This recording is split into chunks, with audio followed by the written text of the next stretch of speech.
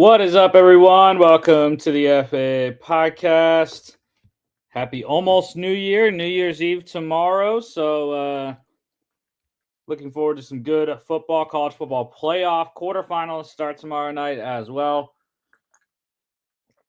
We will talk about that in a second, but we have bowl season going on right now. The Transperfect Music City Bowl is currently running.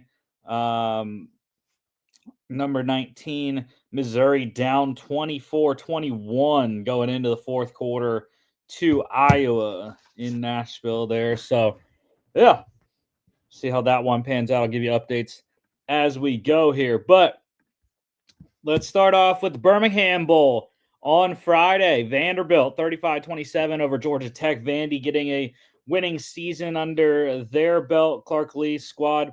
Haynes King for the Yellow Jackets, 75.8%, 204, 3 touchdowns a pick. Pretty solid game nonetheless, even in a loss. Had a big comeback in the fourth quarter, 2 scores to get it to a 1-score game there. Diego Pavia, though, completed his season excellently, 61.9%, 160, 3 touchdown passes, 17 carries, 84 rushing yards, and 2 touchdowns. 5 total scores, accounted for all 5 of the touchdowns for the Commodores in this one. Jamal Haynes, he led the game in rushing for Tech here, 17 carries, 136, 5 catches, 32 yards, and a receiving score. Vandy really couldn't run the ball outside of Pavia there. Cedric Alexander, their leading non-quarterback, 32 yards on the ground. Tight end Eli Stowers, though, he was the leading receiver in this one for Vanderbilt, 4 catches, 55 yards, and a touchdown. Defensively, I'm going to go on the Vandy side. Linebacker Nicholas Rinaldi, 10 tackles, 8 solos, 2 sacks, 2 tackles for loss. Vanderbilt plus 2.5 win outright, over 48.5. 62. AutoZone Liberty Bowl, Arkansas beating Texas Tech for their winning season. For Coach Pittman there, 39-26 over the Red Raiders. Taylon Green was okay. Passing-wise, it wasn't the greatest, just 52.4%, 341, though, 2 touchdowns, 15 carries, 81 yards, and a rushing touchdown. It was the explosive plays for Arkansas that really made it happen. I believe their first 2 drives went 90-plus yards in less than 3 minutes each. And Desmond James, the leading receiver in this one, a big part of that, I believe, 96-yard touchdown. I could be wrong on that, but it was definitely 90-plus. 3 catches, 137 yards, and a touchdown there. For Texas Tech, it was Will Hammond getting the start. Baron Morton no longer with the team there, 58.8%, 281 touchdown, 2 picks, 5 carries, 14 yards. Jacoby Williams led the Red Raiders in rushing, 15 carries, 123 yards, touchdown, 4 catches for 36 yards. I mentioned James as the leading receiver. Also over 100, though, is his teammate, wide receiver Isaac Tesla. 3 catches, 107 yards. And Texas Tech's wide receiver Caleb Douglas, 5 for 115. And defensively, I think I am going to roll with Arkansas defensive lineman Anton Junkaj. 4 tackles, 2 solos, 1 sack, 2.5 tackles for loss. Got hurt right in the beginning of the year this season, and really cool to see him come back for the bowl game. Arkansas plus 3.5 wins outright, over 52.5. Number 21, Syracuse, 52-35 over Washington State in the DirecTV Holiday Bowl. Kyle McCord was sensational, 70.6%, 453, 5 touchdowns. Excellent final game for McCord this year. And for the Cougars, it was Zevi Eckhouse, 72.1%, 363, 3 touchdowns, 2 picks, 11 carries, 28 yards, and a rushing score. 4 total scores on the day for Eckhouse. Tried to keep the Cougs in this one despite the defensive mishaps. LaQuint Allen had a hell of a game. 17 carries, 120 yards, 2 touchdowns on the ground, 3 catches, 45 yards, and a touchdown through the air. Big game for Washington State wide receiver Kyle Williams, their really only receiver. 10 catches, 172 yards, and a touchdown. Syracuse had 200-yard guys. Daryl Gill Jr., 4 for 145, and Jackson Meeks, 5 for 110. 2 touchdowns for their tight end, Aronde Getz in the second, and wide receiver Trevor Pena, 2 touchdowns apiece. And for Washington State, got to mention wide receiver Josh Meredith as well. Just 5 catches for 30 yards offensively, but he had a 12-yard blocked punt return for a touchdown. in this game. Not a lot defensively. I'm going to go on the Syracuse side. Defensive back Justin Barron, 7 tackles, 6 solos, 1 tackle for loss, 1 pass defensed. Washington State plus 18.5 covered. Over 57.5, easily 87 in that game. SRS Distribution Las Vegas Bowl. USC gets a winning season for Coach Riley, 35-31 over Texas A&M. Big comeback. 17-point comeback to be exact there for Jaden Mayava and company. Mayava 56.4%, 295, 4 touchdowns, 3 picks, a lot of turnovers in this one, but the Trojans came through at the end. Marcel Reed for the Aggies, 61.9%, 292, 3 touchdowns, 2 picks, 9 carries, 46 yards, and a rushing touchdown. So 4 total for each quarterback in this game. Brian Jackson was the leading runner in this one for USC, 16 carries, 66 yards, and a touchdown. 3 touchdown game for his teammate wide receiver Jacoby Lane, 7 receptions for 127 and 3 scores. 2 touchdowns for Texas A&M's wide receiver Noah Thomas on his 5 catches. And defensively, let's go with Texas A&M defensive lineman Cassius Howell, 5 tackles, 3 solos, 1 sack, 1 tackle for loss, 1 pass defense, and 1 pick. USC plus 3.5 wins outright, over 56.5, 66 in that game. Yeah, on Saturday, we had the Wasabi Fenway Bowl. UConn, the Huskies getting a win for Jim Mora Jr. there, 27-14 over North Carolina. Freddie Kitchens, the interim head coach for the Heels in this game. Joe Finano, 69.6% for UConn, 151, 2 touchdowns, 8 carries for 10 yards. Michael Merdinger, he was not the starter in this game. That was Jacoby Criswell, but Criswell banged up pretty early. Merdinger played most of the game. 75% completion, 86 yards, and a pick. Mel Brown got the lead in the rushing for UConn, 11 carries, 96 yards, and a 5-yard catch. Touchdown pass for UNC's running back Caleb Hood to go along with his 1 8-yard reception and 78 rushing yards on 11 carries. UConn wide receiver Skylar Bell led the game in receiving, 3 for 77 and a touchdown. And defensively, I got to go with UConn defensive lineman Price Yates, 6 tackles, all of them solos, 1 sack, 3 tackles for loss. Got to mention UNC wide receiver Chris Culliver, also 93-yard kick return for a touchdown. UConn plus 1.5 wins outright, under 52.5. I had the over. Bad Boy Miller's Pinstripe Bowl, this one, and in Yankee Stadium. Nebraska getting a winning season for Coach Rule, 20-15 over Boston College. Grayson James getting the start for the Eagles, 63.4%, 301, 9 carries, 22 yards, and a fumble. Dylan Raiola, pretty solid end of his season, 73.3%, 224, touchdown, and a pick. Nebraska running back Emmett Johnson led the game in rushing, 15 carries, 75 yards, and a fumble. Caught 4 receptions for 24 yards and a receiving touchdown.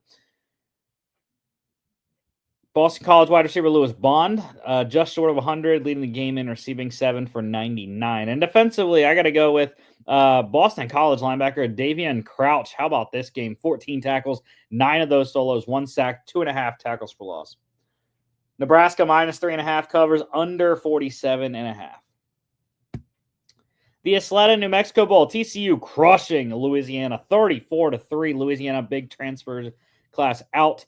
But yeah, they got rocked in the Sun Belt Championship and then rocked in the New Mexico Bowl here. Josh Hoover was pretty solid for the Horned Frogs, 62.5%, 252, 4 touchdowns, a pick. Louisiana actually ended up playing 3 quarterbacks in this one. Ben Wooldridge, the main starter, 35% to 7 for 20, 61 yards, a pick. Daniel Beal got in a little bit, completed 3 of 4 for 28 yards and a pick. And then Dwayne Winfield completed 1 of his 2 passes for 6 yards, also had 5 carries for 19 yards. Zylan Perry led the game in rushing for the Raging Cajuns, 11 carries, 49 yards, and a 6-yard catch. Leading the way in receiving, TCU's wide receiver Eric McAllister, 8 catches, 87 yards, and a touchdown. And defensively, I am going to go with TCU linebacker Caleb Elarms, or 8 tackles, 3 solos, 1 sack, 2.5 tackles for loss. TCU covered, minus 9.5, under 59.5 easily. The Pop-Tarts Bowl. This thing was fantastic football. I did not actually get to watch it, but I was following it. And how about the job for number 18, Iowa State, 42-41 over number 13, Miami, outlasting Cam Ward and the Hurricanes. Rocco Becht, 61.1%, 270, 3 touchdowns, 8 carries, 23 yards, a rushing score, 4 total scores for Becht in this game. Cam Ward was not really great, 63.2%, 193 touchdowns. Don't know if he got hurt. I'm guessing that's what happened. Emory Williams completing 5 of 14, just 35.7%, 26 yards, and a pick. Damian Martinez had a great game in the loss, 14 carries, 179 yards, a touchdown, and a 6-yard catch. How about 3-touchdown night for the Cyclones running back Carson Hansen, 16 carries, 82 yards, 2 touchdown runs, and a 13-yard receiving touchdown. 100-yard night for Iowa State wide receiver Jalen Noel, 8 for 117 and a touchdown. And offensively, I'm going to go with Miami linebacker Wesley Bisanthe, 5 tackles, 4 solos, 1 sack, 2 tackles for loss. Iowa State plus 5.5 wins outright over 61.5, 83 in that game. Snoop Dogg, Arizona Bowl, Miami, Ohio, the Redhawks demolishing Colorado State 43-17, losing the MAC championship, but coming back in a good way in the bowl game. Braylon Fowler Nicolosi for the Rams here, 51.1%, 321, touchdown, 2 picks. Brett Gabbert, not really that effective, but 52%, 184, and a rushing touchdown for the Redhawks. Kevin Davis was a great performance for him. 9 carries, 148 yards, 2 touchdowns, 2 catches for 16 yards. 2 touchdown night for his teammate, running back Jordan Brunson as well. Colorado State wide receiver Stephon Daly led the game in receiving, 4 for 74 and a touchdown. And defensively, I'm actually going to go Colorado State defensive lineman Gabe Kershke, 8 tackles, 1 solo, 1 sack, 1.5 tackles for loss. Miami, Ohio, minus 1.5 covered, over 42.5 by themselves. 60. Go Bowling Military Bowl, East Carolina, the Pirates getting their 8th win of the season, 26-21 over NC State. Excellent end of the year for Caton Hauser and the ECU Pirates here. After firing their head coach midseason, they went on a tear down the stretch to get to 7-5 and now 8-5 with the bowl win. CJ Bailey got the start for the Wolfpack, 73.1%, 230, 3 touchdowns, a pick, 11 carries for 24 yards. Caton Hauser, again, I thought he was okay, 62.1%, 147, 2 picks, 13 carries, 84 yards, 2 touchdowns. Excellent night on the ground for him. Excellent night on the ground for Rajai Harris. How about 17 carries, 220 yards, 12.9 per pop, and a touchdown. Just ridiculous production for Harris here. Hollywood Smothers also over 100 for the other side. 15 carries, 139, 2 catches, 42 yards, and a receiving touchdown for the Wolfpack running back. Leading the game in receiving was NC State wide receiver Noah Rogers, 5 for 59. And defensively, how about NC State corner Tamarcus Cooley, 9 tackles, 4 solos, half a tackle for loss, and 2 picks. ECU plus 7.5 wins outright, under 60.5. Just 47 there. Valero Alamo Bowl, a Big 12 showdown. Number 17 BYU shellacking number 23 Colorado, 36-14. Go Cougs, baby. Got it done. Shore Sanders struggled, 69.6%, 208, 2 touchdowns, 2 picks. For BYU, it was Jake Retzlaff, their normal guy, 57.1%, 151, 2 picks, 7 carries, 29 yards. Jerry Bohannon also played a lick. He threw an interception on his only pass attempt, but did run 3 times for 18 yards. Good night for LJ Martin, the BYU running back. Led the game in rushing, 17 carries, 93 yards, 2 touchdowns, 2 catches for 33 yards as well. Colorado wide receiver Travis Hunter, he went over 100, leading the game in receiving, 4 catches, 106 yards, and a touchdown. Also had all 4 of his tackles on defense were solos. And BYU wide receiver Parker Kingston's worth noting as well.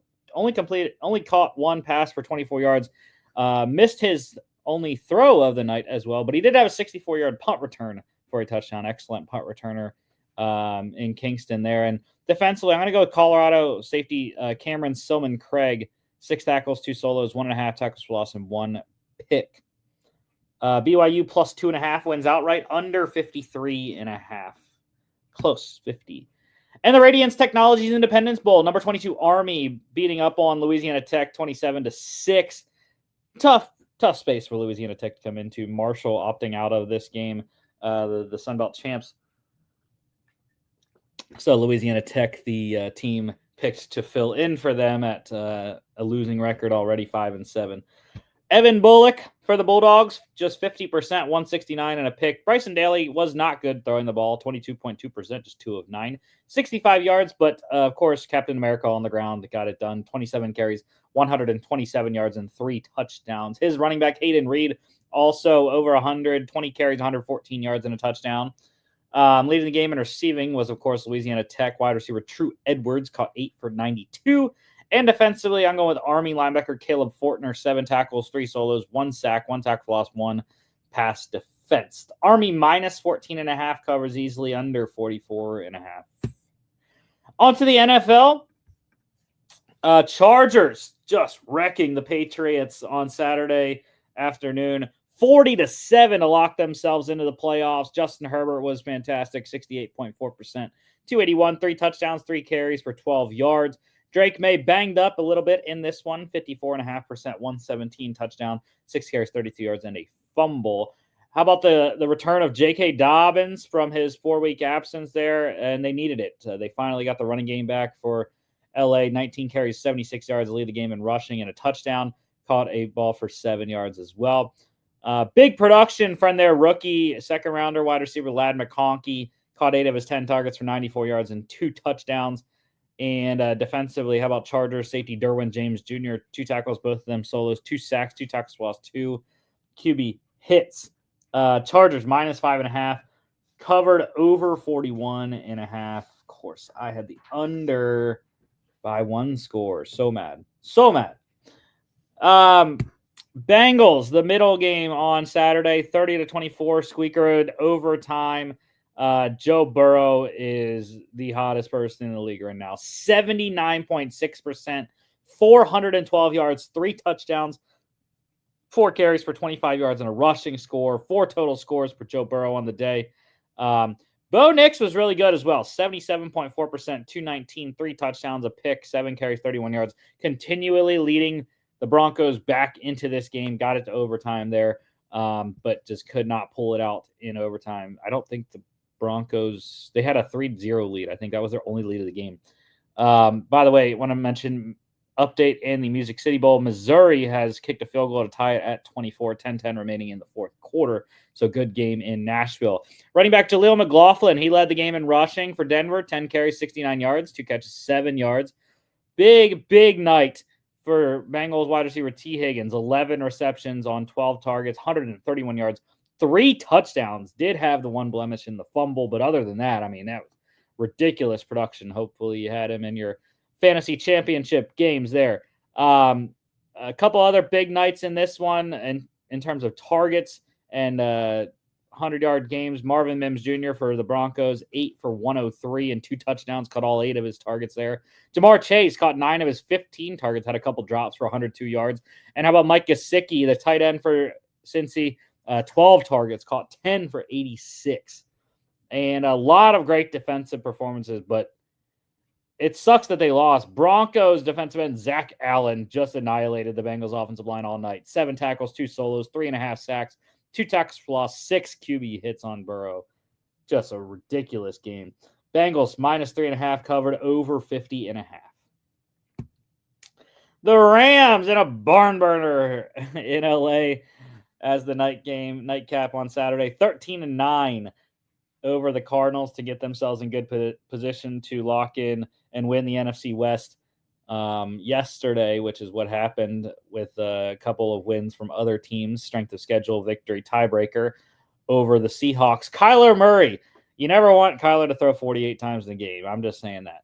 68.8%, 321, 1 touchdown, 2 picks, 4 carries, 32 yards. Matt Stafford, not the production you're probably used to from him. 53.1%, 189, 6 carries for 16 yards. Michael Carter had to lead the game in rushing for Arizona. James Conner banged up early, 13 carries, 70 yards, 2 catches for 11 yards. Big night for Puka Nacua. He caught 10 of his 14 targets for 129 yards. And how about tight end Trey McBride? He finally scored. caught 12 of his 16 targets for 123 yards and a touchdown. Marvin Harrison Jr. also double-digit targets there, caught 6 of his 10 for 96 yards. Defensively, I'm going to go with Rams defense tackle Braden Fisk. The rookie continues to shine. 2 tackles, both them solos, 2 sacks, 2 tackles for loss, 3 QB hits. A crazy interception by Ahkello Witherspoon as well to seal the game. Cardinals plus 6.5 covered, under 48.5 easily, 22. Eagles demolishing the Cowboys 41-7 in Philly, winning the NFC East. Go Birds. Cooper Rush struggled 53.6%, 147, 1 touchdown, 2 picks. He has yet to beat the Eagles in his career. I think 0-3. Kenny Pickett got the start for the injured Jalen Hurts concussion. Played pretty well, 66.7%, 143, 1 touchdown, and a rushing score. Got banged up, though. So in comes Tanner McKee, second-year man. I think second year. And he was awesome. 3 of 4, 75%. That should be 75, not 50%. 75%, 54 yards, and 2 touchdowns, which were both gorgeous balls. How about Saquon, baby? 2,000 yards, 31 carries, 167 yards, 2 catches, 2 yards there, 101 yards away from Eric Dickerson's record next week. Rico Dowdle was also over 100 rushing quietly, 23 carries, 104 yards, and a fumble. Caught 1 reception for 4 yards. Devontae Smith had a great game. Caught 6 of his 7 targets for 120 yards, 2 touchdowns there. And another great game on a Philly side. Safety C.J. Gardner-Johnson, defensive player of the game. 1 tackle, was a solo. 2 pass defense, 2 picks, including a 69-yard pick 6 that opened the scoring. Eagles minus 7.5 covered easily, over 37.5 by themselves.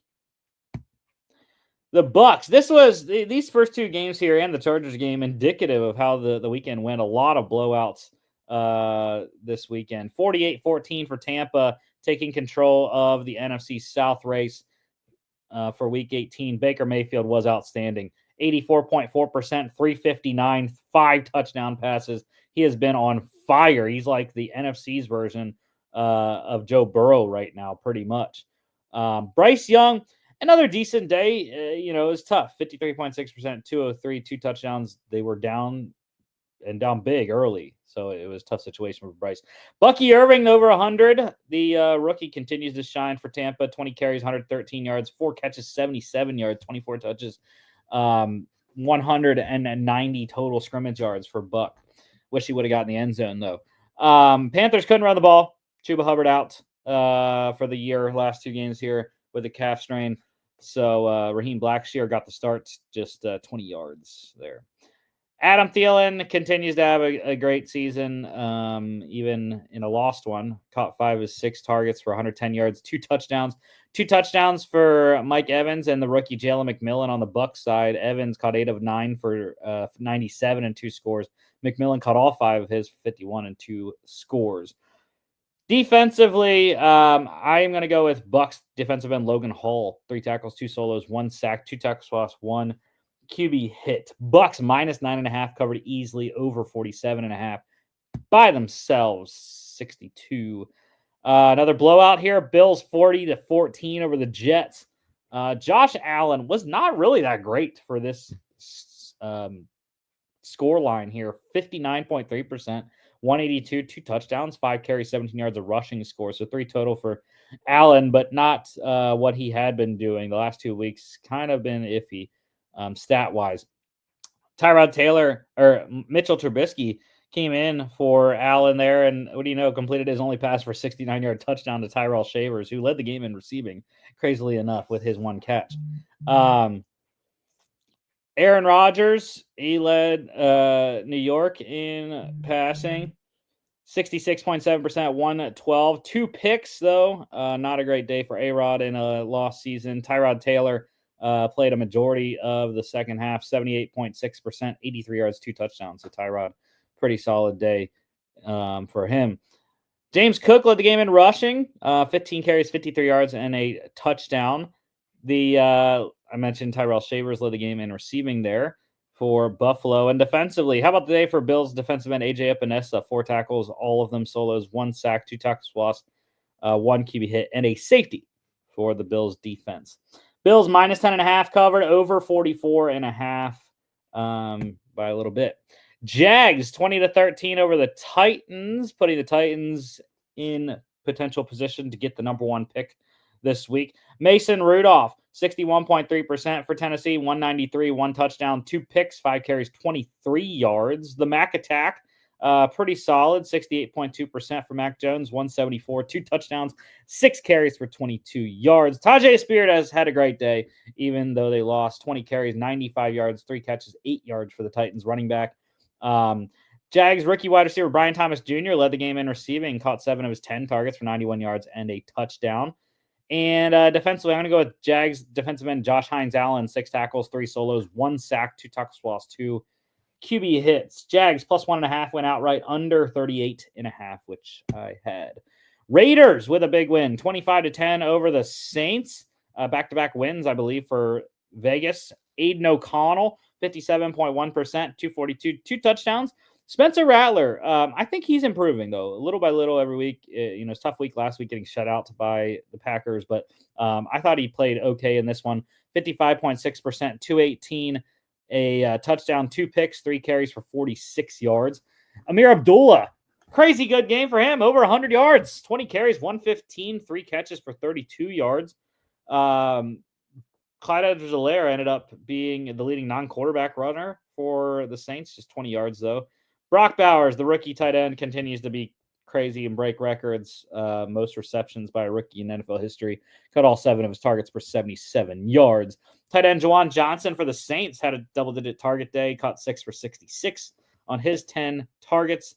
And a lot of good defense in this one. I got to go with Vegas linebacker Robert Spillane, though. 8 tackles, 4 solos, 1 sack, 2 tackles for loss, 2 pass defense, and a QB hit. Raiders minus 2.5 covered easily under 37.5. Giants, freaking Drew Lock legacy game in week 17, 45-33. Barn burner in East Rutherford over the Colts.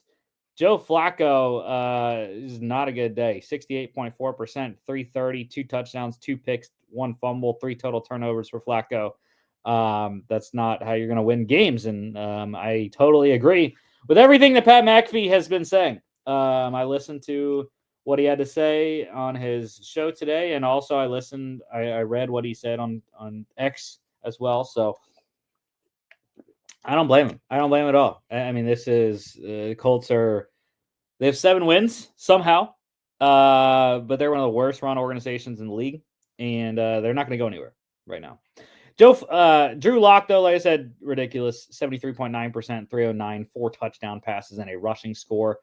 Jonathan Taylor continued to be hot, though, for Indy. 32 carries, 125 yards, 2 touchdowns, 2 catches for 11 yards. The rookie Malik Neighbors went off in this one, caught 7 of his 8 targets for 171, 2 touchdowns. Colts wide receiver Alec Pierce also over 100, as was Michael Pittman Jr. Pierce caught 6 of 9 for 122 and a touchdown. Pittman caught 9 of 10 for 109 and a touchdown. And defensively, I think I'm going to go with Giants linebacker Brian Burns, 6 tackles, 4 solos, 3 tackles for loss, 1 QB hit. Zaire Franklin, though, a great game for Indy, 14 tackles, 7 solos, 4 tackles for loss. Giants plus 7.5 went outright over 40.5 easily by themselves. 78 points in that game. Dolphins beating the Browns 20-3. Tyler Huntley versus Dorian Thompson-Robinson. What a game it was. Tyler Huntley, pretty solid, though. 84.6% accurate. 225, 1 touchdown, 7 carries, 52 yards, and a score on the ground. Dorian Thompson-Robinson, it's just not good. I mean, the offense isn't good with him. 51.1%.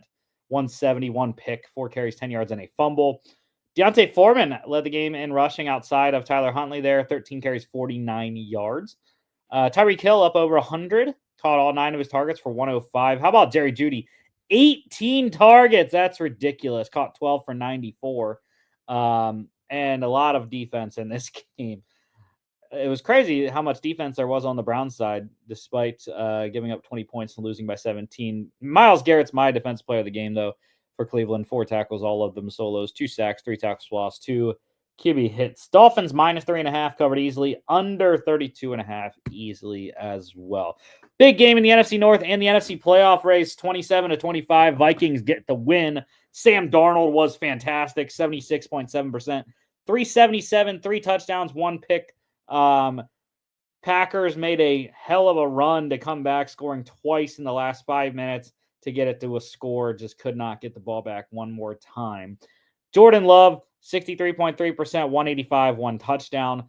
Josh Jacobs leading the game in rushing here for Green Bay, 17 carries, 69 yards, touchdown, and a fumble. Cam Akers with the game-winning touchdown for Minnie. Vikings wide receiver Justin Jefferson, he led the game in receiving, caught 8 of his 11 targets for 92 yards. 11 targets for Romeo Dobbs as well on the Packers side, caught 7 for 58. And great defensive game for Vikings linebacker Blake Cashman, 11 tackles, 6 solos, 1.5 sacks, 1 tackle for loss, 2 QB hits, 4 tackles for Packers rookie linebacker Edgerrin Cooper. Good game there. Vikings plus a half. Covered, went outright over 48.5. And Sunday Night Football, this was a great game. Commanders 30-24 over the Falcons in overtime. Jaden Daniels went ballistic in OT, 66.7%, 227, 3 touchdowns, 1 pick, 16 carries, 127 ground yards for JD here. Michael Penix Jr., second game for him in his rookie season, first game on the road, 54.3%, 223, 1 touchdown, a pick. He looked poised, I will say that, despite a sub 55% completion. Bijan Robinson led the game in rushing outside of the quarterbacks there for Atlanta, 17 carries, 90 yards, 2 touchdowns, caught 3 of his 5 targets for 8 yards. You had Falcons wide receiver Drake London up over 100, lead the game in receiving, caught 7 of his 13 targets for 106 yards. 2 touchdown day for Commanders tight end Zach Ertz, including the game winner, caught 6 of his 7 targets for 72 yards and 2 scores. Defensively, I'm going with Falcons linebacker Matthew Judon, 4 tackles, all of them solos, 1 sack, 2 tackles plus 1 QB hit. And a 56-yard field goal there for Missouri. 27-24, Tigers up over the Hawkeyes, 4:36 to go in the game. Commanders here, -3.5, covered in overtime, over 46.5. No breaking news. Let's roll along to the other news, though. Coaching carousel. Washington State, they are hiring South Dakota State head coach Jimmy Rogers as the head coach there. Great program builder. Was one of 2 guys to build the Jackrabbits program up in their back-to-back title runs the last 2 seasons, and got them to the semis this year.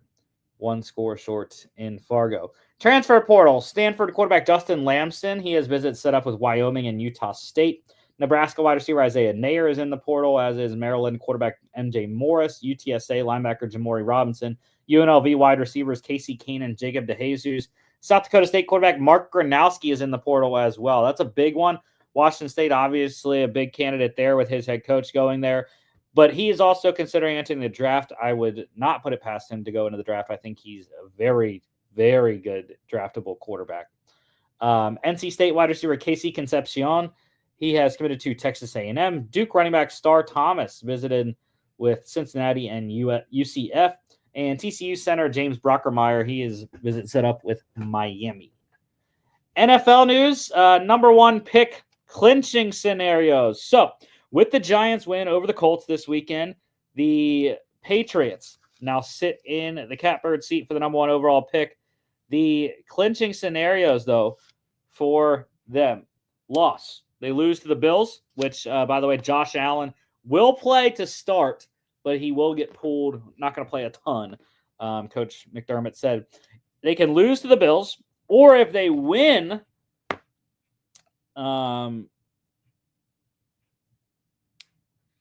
if the Titans beat the Texans, the Browns beat the Ravens on Saturday, and the Giants win against the Eagles, all 3 of those teams win, the Patriots still will hold the number 1 pick.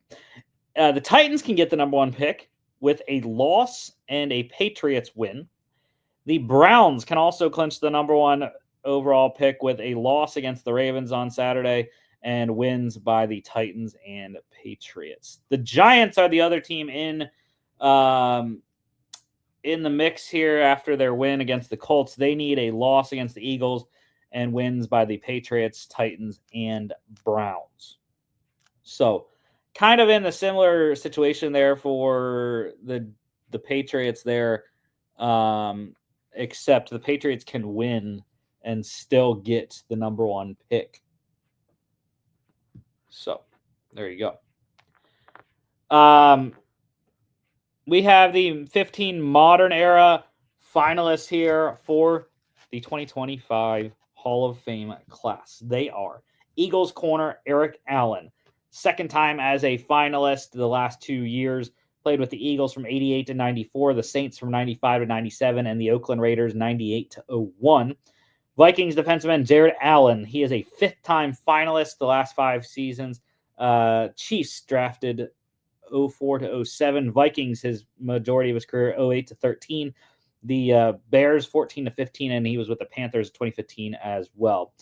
The Bengals offensive tackle Willie Anderson, 4th time as a finalist, played with the Bengals his whole career essentially, 96 to 07, and the Ravens in his last year in 08.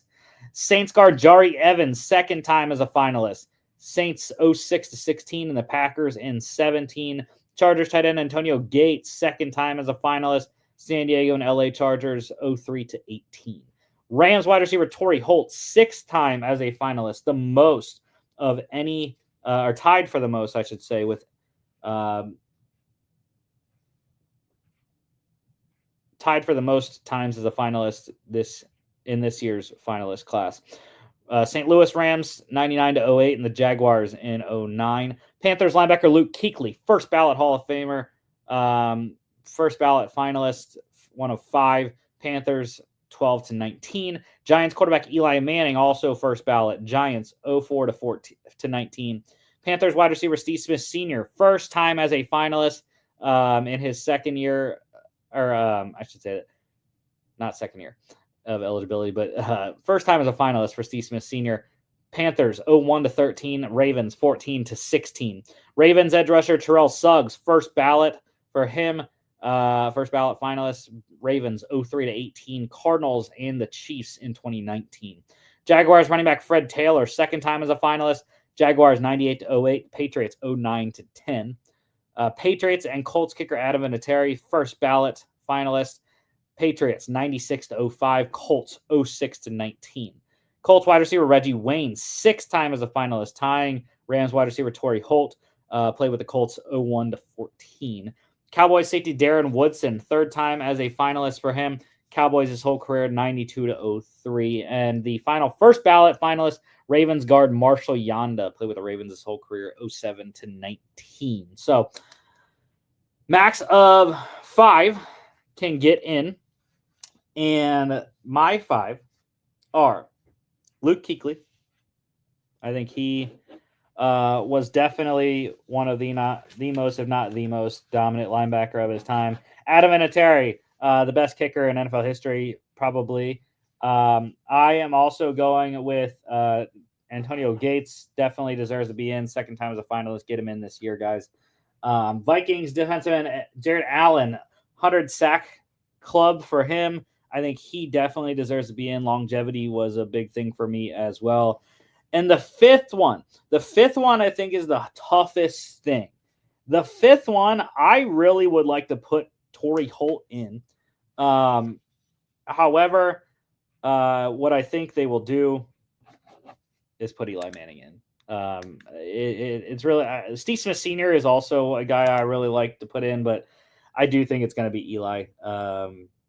2 Super Bowl runs were it. I mean, and he's a Manning, so that's more than likely what it's going to be, unfortunately, for the rest of the guys that will not get that spot.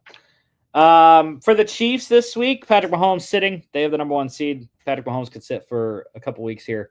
They are starting Carson Wentz this week. Chris Oladokun apparently potentially getting some run as well. Both Will Levis and Mason Rudolph are going to play this week for the Titans. Interesting decision for Coach Callahan there in Nashville.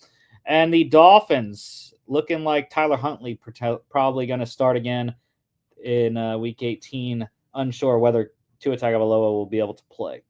Coaching carousel, the Jets. They are going to interview former Jets head coach Rex Ryan for their open job. Also, former Commanders head coach Ron Rivera in the mix there as well. Bengals placing defense tackle Sheldon Rankins on the season-ending non-football illness list, so he is done for the year, whether they make the playoffs or not. IR, Panthers running back Chuba Hubbard, grade 2 calf strain, missing the last 2 games of the season for Carolina.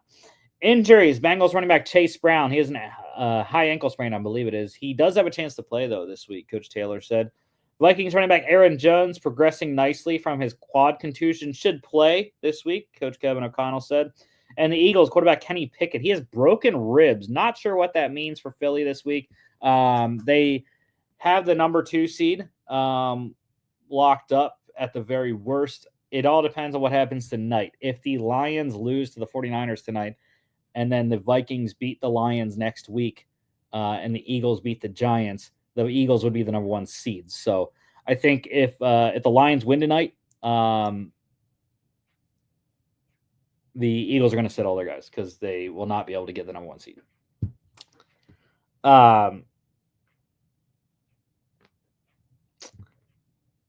Ins and outs for tonight's game, though. 49ers, couple guys here. Running back Isaac Guerrero, hamstring and foot injury. He is expected to play.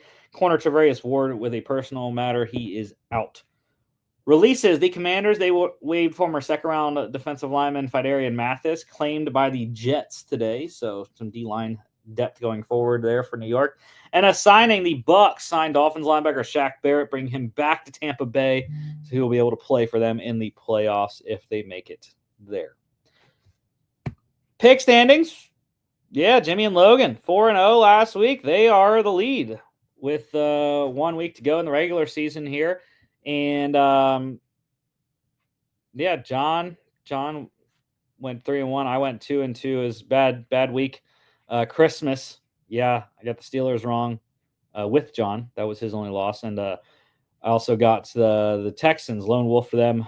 Got that wrong as well. We all got the Packers right on Thursday night, and we all got the Seahawks right on this. Packers right on last Monday night. Seahawks right on this Thursday. Before I go to the picks that we're doing, I got to mention the other games, the other bowl games we got going on, intertwined with the college football playoff. The ReliaQuest Bowl kicks off your bowl coverage tomorrow. Number 11, Alabama, 13.5 points against Michigan. 43.5 is the total there. I like Bama, whatever the line, so give me Bama minus 13.5. 12 p.m. ESPN. Tony the Tiger Sun Bowl, Louisville, 2-point favorites against Washington, 49.5 the total there. I'm leaning on the under. Not sure what Washington has in the tank there. So I like the under. Give me Louisville minus 2. 2 p.m. on CBS. Cheez-It Citrus Bowl going down tomorrow afternoon. Number 15, South Carolina, 10-point favorites against number 20, Illinois. Would have to think USC would win that one. I kind of lean Illinois plus 10, though. Total's 49.5. I'm going to like the under. I like the defenses in that one. 3 p.m. on ABC. The Kinder's Texas Bowl, Baylor, 3.5-point favorites against LSU. I favor the Tigers in that one. Not sure who's playing, who's not. I lean on LSU, though. Plus 3.5. 59.5 is the total. Leaning on the over in that game. 3:30 ESPN.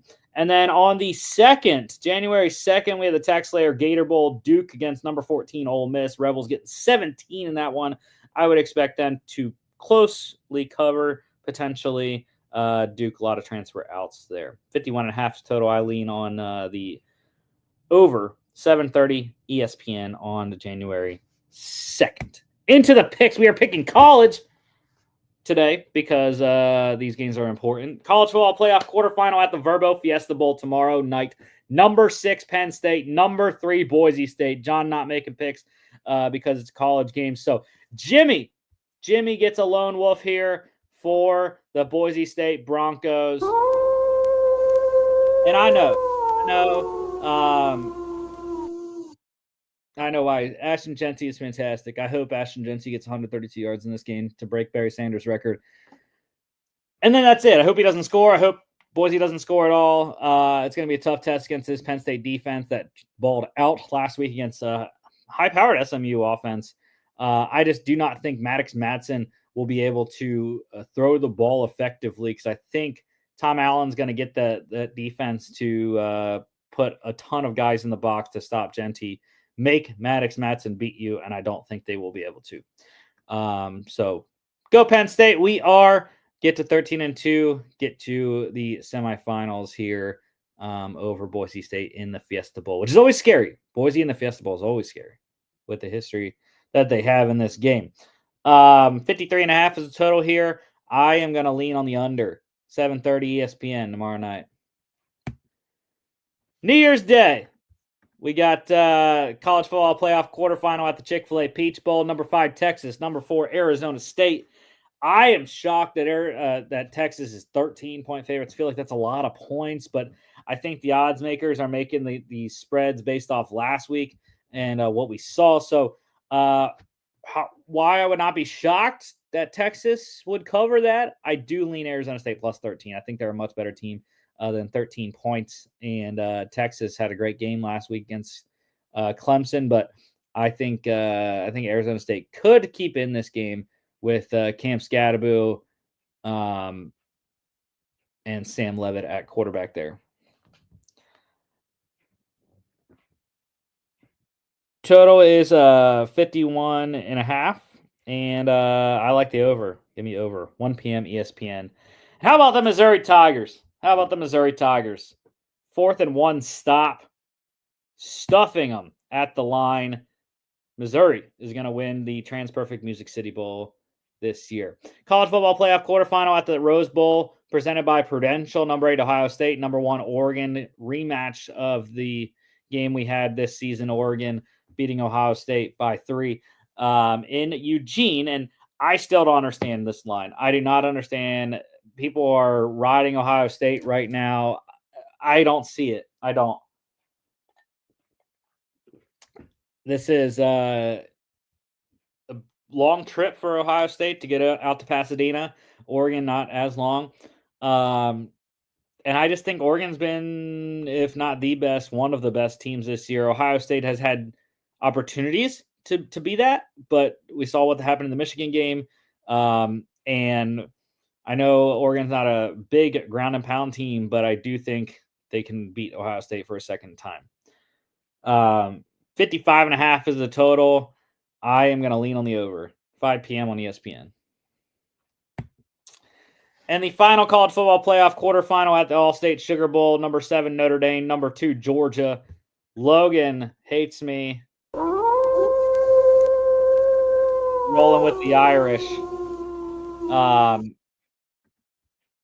Yeah, I mean, Notre Dame's going to have a good chance. Without Carson Beck, it's going to be a more difficult game for Georgia. But I do think that Gunnar Stockton, with the amount of time he's had to prepare for this Irish defense, plus Kirby Smart's defense, Glenn Schumann there, I think people are sleeping on Georgia's defense as well. I think they're going to create problems for Riley Leonard. They're going to stuff Jeremiah Love and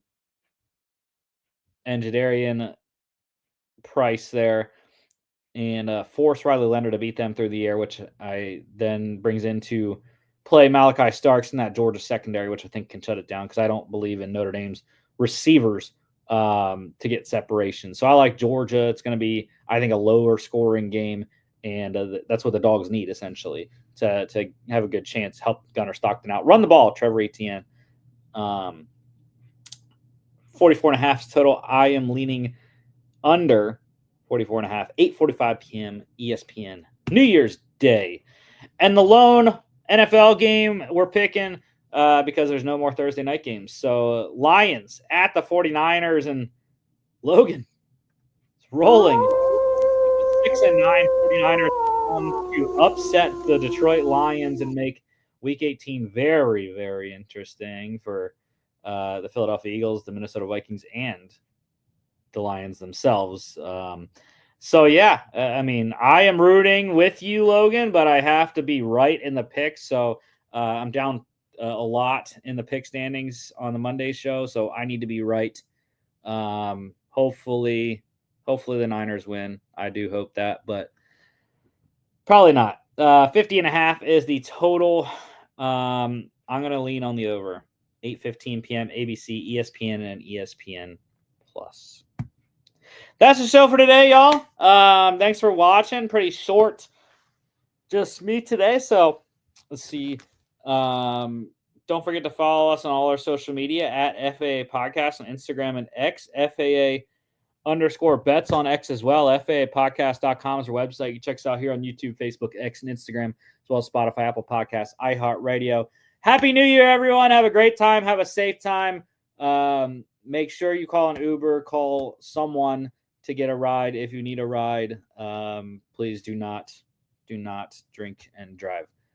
Happy New Year, y'all. And we will see y'all in 2025.